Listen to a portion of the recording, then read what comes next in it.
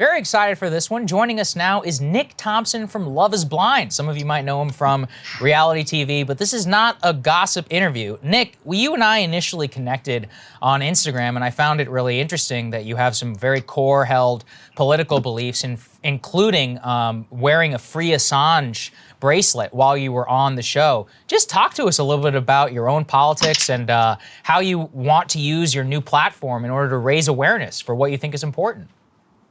Yeah, absolutely.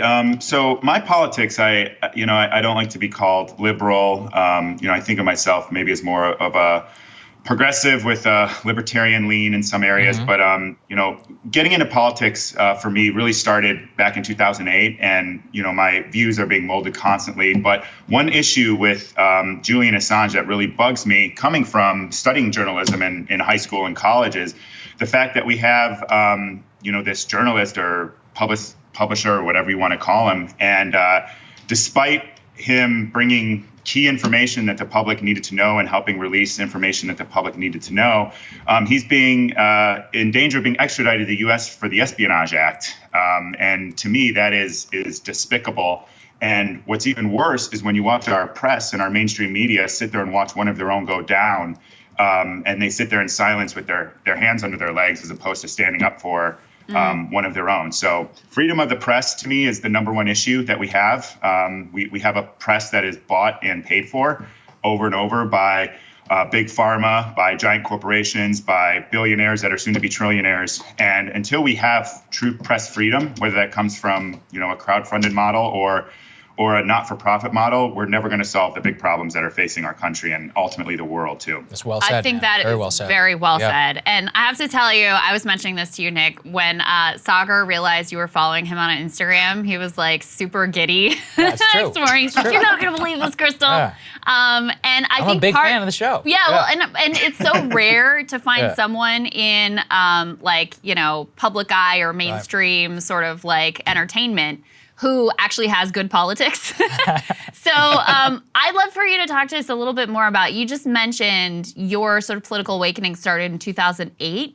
What was that about, and what has been kind of your trajectory in terms of your beliefs? And I know you mentioned, you're a big consumer of independent media, that you were an original riser with us quickly after we launched, that you watched Jimmy Dore, that you watched Kyle Kulinski, TYT, and others. So just talk to us a little bit about your own political trajectory and how you ended up with the politics you have. Yeah, so I grew up in a lower middle class family. We moved around a lot. My parents were working hard. And looking back, I remember growing up and my dad lost his job in manufacturing, and I saw that happen to other family members as well. And so I kind of had this idea that something wasn't right and that this wasn't the way America was supposed to be. And then I graduated college and lost my job in 2008. And that was that was a big awakening to me. And I hopped on the Obama train and rode it for 4 years. And then in 2012 was thinking, wait a minute, I still don't have health care.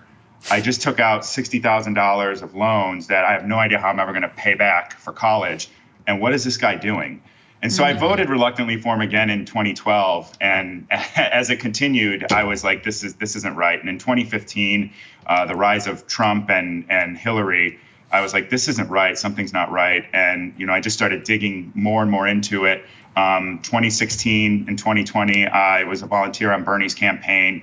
Was really disappointed how both of those turned out. But, that's kind of been my journey, and just looking around me and knowing what it was like to grow up, sometimes not knowing where your next meal was coming from, or if you were parents were going to be able to afford rent or what was going to happen, and then being in similar situations without a job in 2008. And then, just all of this snowballs, and you look around you and it feels like, I'm in Chicago and I see 10 cities popping up. There's more homeless people than I've ever seen in Chicago.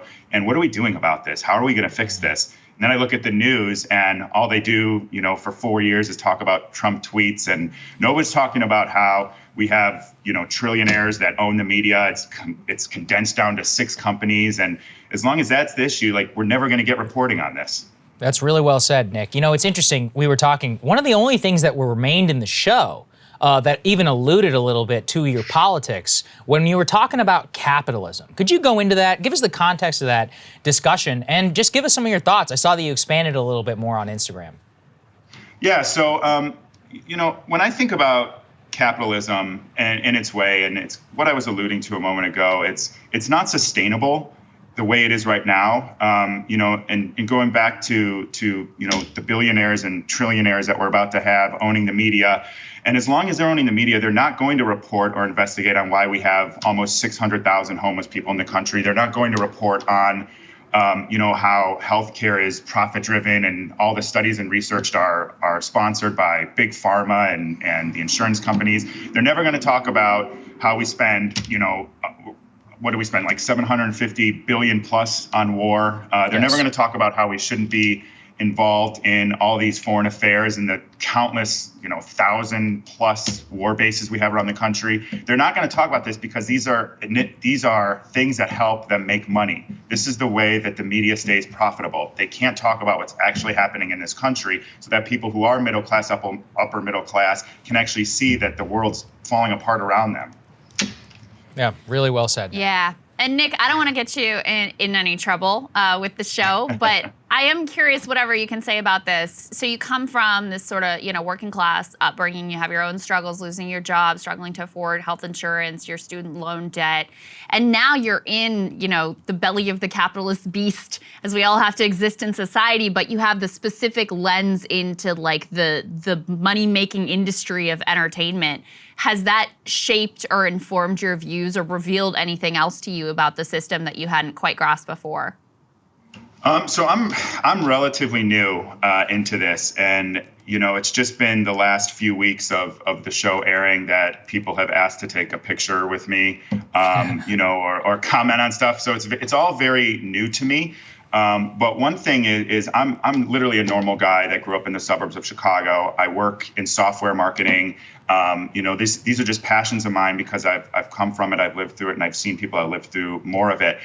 So it's all new, but just looking around, there is a sense of, being out of touch in a sense, in some instances. And when, I Google myself or my other castmates and find the way people are writing articles, it's just, I laugh at it because I'm like, this is just like sad that we're more worried about, whether Nick and Danielle are together by following Instagram posts than we are about, our healthcare system, or we are about, climate change or any of these other like impending dooms that we have. That's, it's so refreshing to hear somebody in the reality TV eye say this and not hawk some health supplement to me on Instagram. So, Nick, I can't thank you enough for joining us, man. I think this is a side of you I wish I personally had seen more on the show. I won't trouble you for spoilers or for anything like that. And we just really appreciate you joining us and for watching us so much over the years. We appreciate it. Yeah, it's awesome to meet you, Nick. Thank you. Thank you, man. Yeah, thank you so much. Love talking to you guys. Hey guys, thanks so much for watching. That's right. Just as a reminder, you can become a premium subscriber today. Watch the full show completely uncut, our reactions to each other's monologues. You get to listen to it. You get to ask us questions, all that good stuff. Link is right there in the description or at breakingpoints.com. Best of all, great way to say screw you to the mainstream media.